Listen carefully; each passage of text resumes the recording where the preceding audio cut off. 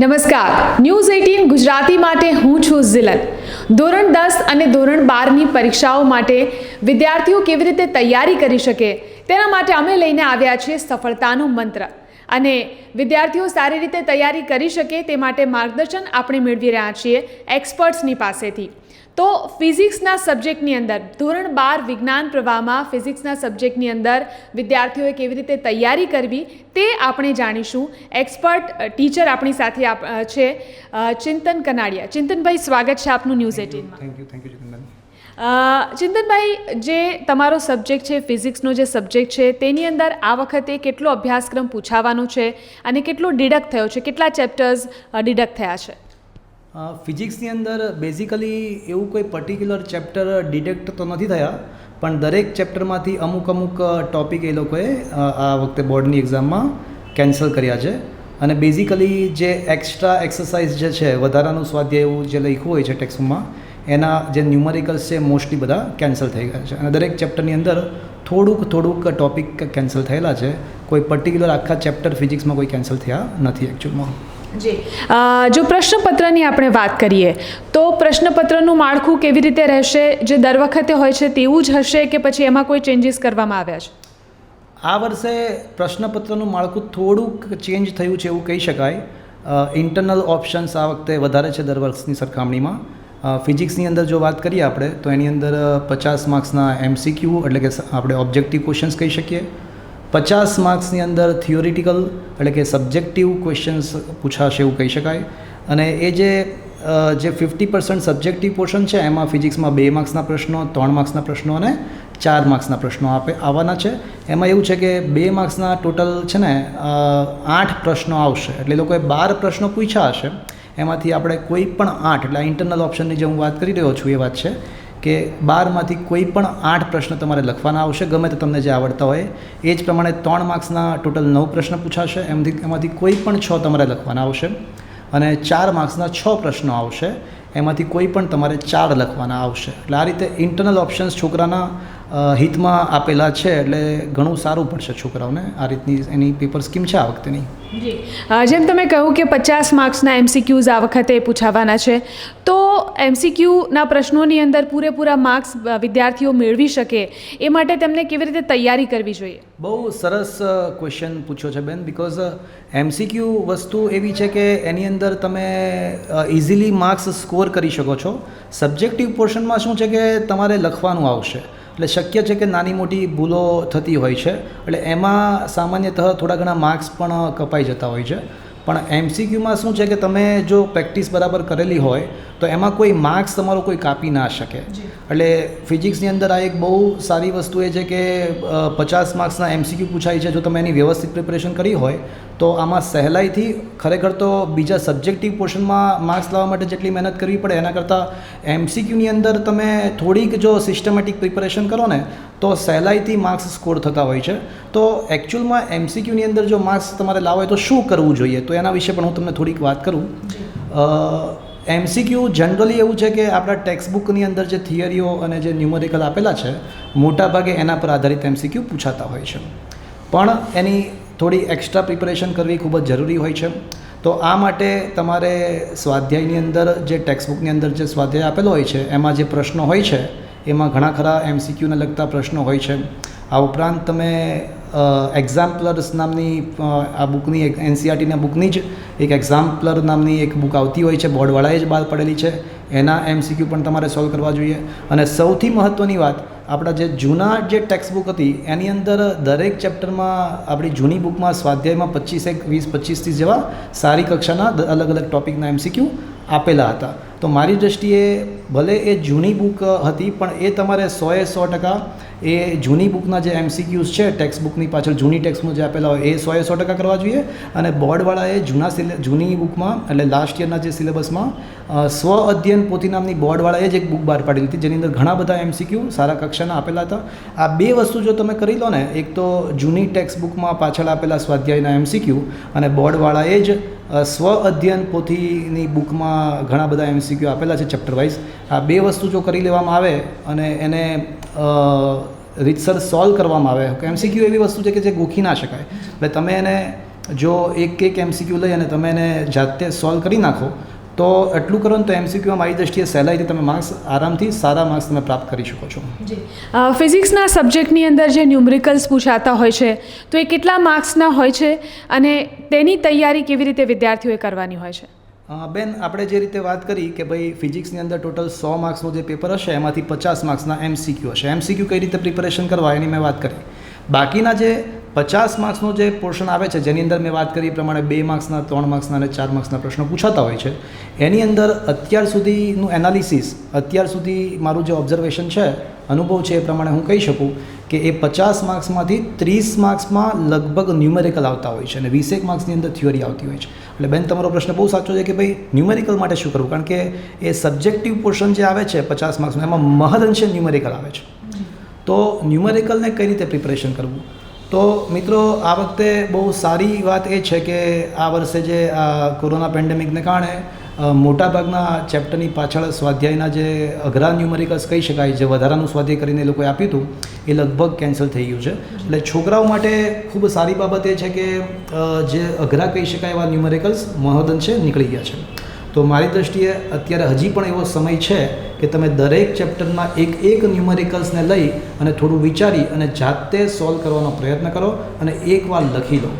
જે જગ્યાએ તમને એવું લાગે કે આ સ્ટેપ હજી થોડુંક આપણને અઘરું પડે છે કે યાદ રાખવું પડશે તો એને તમે માર્કઆઉટ કરો, એને હાઇલાઇટ કરો. એટલે ભવિષ્યમાં જ્યારે તમે રિવિઝન કરતા હશો ત્યારે તમને યાદ આવી જાય કે ભાઈ મારે આ વસ્તુમાં જોવાની છે. એટલે ન્યુમેરિકલ માટે વાંચવાનું નથી, તમારે વાંચવાથી ન્યુમેરિકલ્સ ના આવી શકે.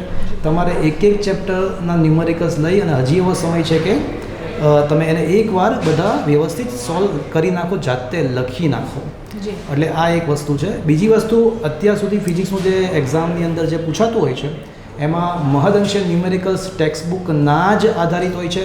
કદાચ નાના મોટો ડેટા એમાં ચેન્જ કરેલો હોય છે, પણ ટેક્સ્ટબુકના બધા જ ન્યુમેરિકલ્સ જો મેં કીધું એ રીતે એકવાર લખીને જો તમે કરી નાખો તો પછી તમારે વધારે ન્યુમેરિકલ્સ માટે બીજું કંઈ એફર્ટ્સ લગાડવાની જરૂર નથી. આ સફિશિયન્ટ ઇનફ છે. એટલે આ તમારે કરવી જોઈએ. જી, ફિઝિક્સમાં ખાસ કરીને વિદ્યાર્થીઓને કયા ચેપ્ટર્સ વધારે હાર્ડ લાગતા હોય છે, અથવા એવું કહી શકાય કે કયા પ્રશ્નો વધારે હાર્ડ લાગતા હોય છે, અને તમારી સલાહ શું રહેશે, કેવી રીતે એના માટે તેમને તૈયારી કરવી જોઈએ? આમ તો એવું છે કે જો તમે પહેલેથી કદાચ સિસ્ટમેટિકલી જો ફિઝિક્સ ભણ્યા હો તો એવું કોઈ ચેપ્ટર પર્ટિક્યુલર ના કહી શકાય કે બહુ હાર્ડ છે અથવા બહુ ઇઝી છે. પણ ઓવરઓલ એવું કહી શકાય કે પાર્ટ 2ના જે ટોપિક્સ છે ફિઝિક્સના પહેલાં 7 ચેપ્ટર પાર્ટ 1 કહીએ અને 8 થી 14 ચેપ્ટરને આપણે પાર્ટ 2 કહીએ, તો પાર્ટ 2ના જે ચેપ્ટર્સ છે એના પ્રશ્નો બહુ સહેલાઈથી તૈયાર થઈ શકે એવા છે. થોડી ઓછી મહેનત, કારણ કે એમાં ચેપ્ટર્સમાં થિયોરીની સંખ્યા પણ ઓછી છે અને મહદઅંશે જે ન્યુમેરિકલ્સ છે થોડા સહેલા પણ કહી શકાય. એટલે આમ બહુ કોઈ ચેપ્ટર બહુ અઘરું કે કોઈ સહેલું એવું તો નથી, પણ પાર્ટ 2 ઓવરઓલ કહી શકાય કે ભાઈ પાર્ટ 2માં તમે ઇઝીલી તમે આગળ વધી શકો અને બહુ ફટાફટ તમે ઓછી મહેનતે પણ એમાં, કારણ કે બંનેનું વેઇટેજ સરખું છે, પણ પાર્ટ 2 થોડું ફાસ્ટ તમે પ્રિપેરેશન કરી શકો. પાર્ટ 1માં તમે થોડું વધારે સમય તમે આપો અને જો તમે એને જે થોડુંક લેન્ધી છે પાર્ટ 1, એટલે એમાં થોડો વધારે સમય તમે આપીને પ્રિપેરેશન કરો તો એમાં પણ તમે આરામથી માર્ક્સ લઈ શકો એવું છે. જી સર, આ વખતે જે વિદ્યાર્થીઓએ પેન્ડેમિકના સમયગાળાની અંદર ઓનલાઈન અભ્યાસ કર્યો, થોડું બાળકો પણ નિરાશ થયા હતા, પરંતુ હવે ફરી એકવાર તેમને સ્કૂલ જવાનું શરૂ કર્યું છે અને શિક્ષકોનું માર્ગદર્શન પણ તેમને મળી રહ્યું છે. તો હવેનો જે સમય છે એમાં ટાઈમ મેનેજમેન્ટ કેવી રીતે કરવું જોઈએ, તમારા સબ્જેક્ટ માટે સ્પેશિયલી કેટલો સમય ફાળવવો જોઈએ અને કેટલા સમયની અંદર કેવી તૈયારી વિદ્યાર્થીઓએ કરવી જોઈએ? બેન, બહુ જ સરસ પ્રશ્ન છે આ, કારણ કે આ પ્રશ્નનો જે ઉત્તર છે એ જો છોકરાઓ એને જીવનમાં એટલે અત્યારના 3 મહિનામાં જો ઉતારી લેશે, હું જે હવે કંઈ બોલીશ, તો 100% એ લોકોના રિઝલ્ટ્સમાં ખાસો ફરક આવી જશે. તો પ્રશ્ન બેઝિકલી એવો છે કે હવેના 3 મહિનાની અંદર હવે જે બોર્ડની એક્ઝામ આવે છે તો હવેના સમયમાં શું કરવું. વાત એ પણ બહુ સાચી છે કે ભાઈ ઓનલાઈનની અંદર જે ઓફલાઈનમાં જેટલું સ્ટડી થવું જોઈએ, જે પ્રેક્ટિસ થવી જોઈએ, એના સાપેક્ષમાં થોડા ઘણા અંશે ઓછી થયેલી હોય. અમુક ટૉપિક કદાચ એવું પણ બને કે ઓનલાઈનના કારણે થોડા અનક્લિયર હોય. પણ હવેનો જે સમય છે તો એ સમયમાં જો થોડુંક સિસ્ટમેટિકલી હું હમણાં કહી રહ્યો છું કઈ રીતે, તો એ પ્રમાણે જો પ્રિપેરેશન કરશો તો 100% બેનિફિટ થાય. સૌથી પહેલી વસ્તુ જે તમારે ધ્યાનમાં રાખવાની છે એ તમારે સૌથી પહેલાં ટાઈમ ટેબલ બનાવવાનું છે. એટલે સૌથી પહેલાં તમે જે તમારી પાસે 80 કે 90 દિવસ છે, જે 3 મહિનાનો સમય છે આપણી પાસે, 40 કે 45 દિવસ છે, તો એની અંદર તમારે ટાઈમ ટેબલ એ રીતે બનાવવાનું છે કે તમારા દરેક સબ્જેક્ટની એક્ઝામ, ફિઝિક્સની એક્ઝામ, કેમેસ્ટ્રીની એક્ઝામ અને મેથ્સ કે બાયોલોજી જે પણ કંઈ સબ્જેક્ટના ટ્યુશન્સમાં જે એક્ઝામ હોય તો સૌથી પહેલાં તમે એક કામ કરો, એ બધા એક્ઝામિનેશન્સનું ટાઈમ ટેબલ કલેક્ટ કરો. જનરલી મોટાભાગે એવું હોય છે કે ભાઈ દરેક સબ્જેક્ટની વીકમાં એક એક્ઝામ આવતી હોય, તો તમે તમારી રીતે ટાઈમ ટેબલ બનાવવાના બદલે તમારા જે સબ્જેક્ટ્સ છે ફિઝિક્સ, કેમેસ્ટ્રી અને મેથ્સ કે બાયોલોજી, તો એના ટાઈમ ટેબલના અનુસંધાનમાં તમે ટાઈમ ટેબલ બનાવો.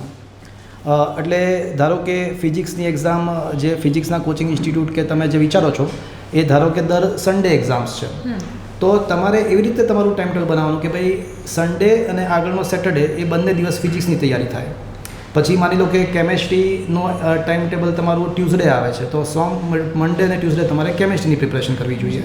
અને પછી 2 દિવસ તમારે કોઈ બાયોલોજી કે મેથ્સના સબ્જેક્ટને, એટલે એવું ટાઈમ ટેબલ તમારે સેટ કરવું જોઈએ હવેના દિવસોમાં કે ઓલ્ટરનેટ ડેઝ એક્ઝામ. એટલે કે ધારો કે ફિઝિક્સ સન્ડે હોય તો ટ્યુઝડે તમારી કેમેસ્ટ્રીની એક્ઝામ હોય, થર્સડે તમારી મેથ્સ કે બાયોલોજી. એટલે આ રીતે ઓલ્ટરનેટ ડેઝ એક્ઝામ્સ તમારે પહેલાં સેટ કરવી પડે, નંબર 1.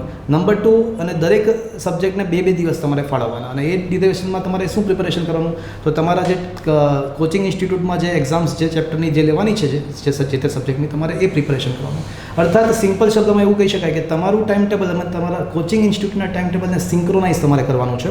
એ રીતે જો સિંક્રોનાઇઝ તમે પ્રિપેરેશન કરશો ને તો એનું બહુ સારું તમને ફળ બોર્ડની એક્ઝામમાં મળશે. એટલે મેનેજમેન્ટ સૌથી પહેલાં ટાઈમ ટેબલ તમારે આ રીતે મેનેજ કરવાનું છે. બીજી વસ્તુ, ઘણીવાર છોકરાઓ એવું જોવા મળે છે કે એક્ઝામ વખતે રાત્રે ઉજાગરા કરતા હોય છે, પણ એવું કરવું હિતાવહ નથી. કારણ કે આપણે એકાદ દિવસ જો ઉજાગરો કરતા હોય તો પછીના 2 દિવસ આપણું જે માઇન્ડની એફિશિયન્સી હોય છે એ થોડી ઘટી જતી હોય છે. એના બદલે સિમ્પલ એવું હોવું જોઈએ કે દિવસ દરમિયાન આપણે કોઈ પણ પ્રકારનો સમય ના બગડે અને રાત્રે 6 થી 7 કલાક પૂરતી આપણે ઊંઘ લઈએ. તો એ રીતે તમે જો તમારું ટાઈમ ટેબલ બનાવો કે જેમાં એક ચોક્કસ સમયગાળો 6 થી 7 કલાકનો એક ચોક્કસ સમય તમે ઊંઘ લો અને દિવસ દરમિયાન તમારો જે પણ કંઈ ટાઈમ બગડતો હોય એ તમે બચાવી લો અને એ પ્રમાણે ટાઈમ ટેબલ બનાવો તો તમને એ વસ્તુ આરામથી તમે આ વસ્તુને કોપઅપ કરી શકશો. બીજી એક્ઝામિનેશન્સને પણ કોપઅપ કરી શકશો. તમે ઉજાગરા કરવાની જરૂર નહીં પડે. ત્રીજી વસ્તુ એ છે કે હવેનો જે 3 મહિનાનો જે સમયગાળો છે એ ખૂબ જ મહત્ત્વનો એટલા માટે કહી શકાય કે આ સમયગાળામાં તમારું જે પણ કાંઈ અત્યાર સુધીનું પરફોર્મન્સ છે ને તમારે એક્સ્ટ્રીમલી વધારવાનું છે. તો આ 3 મહિનામાં તમારા ધ્યાન ભંગ થતી હોય એવી જે બધી વસ્તુઓ છે એનાથી સતત તમારે દૂર રહેવું જોઈએ. જેમ કે મોબાઈલથી, તો ધારો કે મોબાઈલથી તમારો ટાઈમ બગડતો હોય તો એને તમારે સદંતર ત્યાગ કરવું જોઈએ. એવા મિત્રો હોય કે જે તમારો ટાઈમ બગાડતા હોય, તો એવા જેટલા જે ફેક્ટર્સ છે કે જે તમારો સમય બગાડતા હોય તો એનાથી તમારે દૂર રહી અને સતત પોઝિટિવ અપ્રોચ રાખી અને તમારે મહેનત કરવી જોઈએ. તો તમે જો આ 3 મહિનાની અંદર આ વસ્તુ તમે જો કરશો, સિસ્ટમેટિક ટાઈમ ટેબલ એક્ઝામનું બનાવશો, ખોટા ઉજાગરા નહીં કરો અને એવી વસ્તુઓથી દૂર રહેશો કે ભાઈ જે તમારો ટાઈમ બગાડતો હોય, તો એ બધી વસ્તુને ધ્યાનમાં રાખીને તમે જો પ્રિપરેશન કરશો તો 100% તમારા એક્સ્ટ્રીમલી તમારું રિઝલ્ટમાં બેનિફિટ આવી શકે છે. જી, ખાસ કરીને પેરેન્ટ્સ બોર્ડની એક્ઝામને લઈને આમ પણ તેમની ચિંતામાં વધારો થતો હોય છે અને આ વખતે તો જે સમયગાળો રહ્યો છે એ પણ થોડો નિરાશાજનક રહ્યો છે. તો પેરેન્ટ્સને તમારી શું સલાહ રહેશે કે કેવી રીતે બાળકોની સાથે એમને કોઓપરેટ થઈ શકે અને બાળકોની જે ક્ષમતા છે યાદ રાખવાની કે પછી ભણવાની એમાં વધારો કરવામાં મદદ કરી શકે? બહુ સાચી વાત છે તમારી. કારણ કે જનરલી કેવું હોય છે કે જે સ્ટુડન્ટ્સનું જે રિઝલ્ટ આવતું હોય એના માટે મોટા ભાગે સ્ટુડન્ટ્સ પોતે રિસ્પોન્સિબલ હોય છે. 70% સ્ટુડન્ટના હાથમાં જ રિઝલ્ટ આવવાનું હોય છે. 20% એને કેવું માર્ગદર્શન મળે છે, એટલે કે એના કોચિંગ ઇન્સ્ટિટ્યૂટ અને સ્કૂલમાંથી જે શિક્ષકો જે માર્ગદર્શન આપે છે એ પણ ડિપેન્ડન્ટ હોય છે. અને 10% જે રોલ છે ને એ પેરેન્ટ્સનો પણ હોય છે. એટલે આ જ્યારે ટ્રાયેંગલ બનતો હોય છે સ્ટુડન્ટ્સ, ટીચર અને પેરેન્ટ્સ, એ જો આખો ટ્રાયેંગલ જો બનતો હોય ત્યારે રિઝલ્ટ સારું લાવી શકાતું હોય છે. એટલે પેરેન્ટ્સનો રોલ પણ અહીંયા બહુ ક્રુશિયલ છે. તમારી વાત એ પણ સાચી છે કે ભાઈ અત્યાર સુધી જે દિવસ ગયા, જે સમય ગયો એ થોડોક બધા માટે ટફ રહ્યો, સ્ટુડન્ટ માટે, પેરેન્ટ્સ માટે, ટીચરો માટે, બધા માટે થોડો ટફ હતો.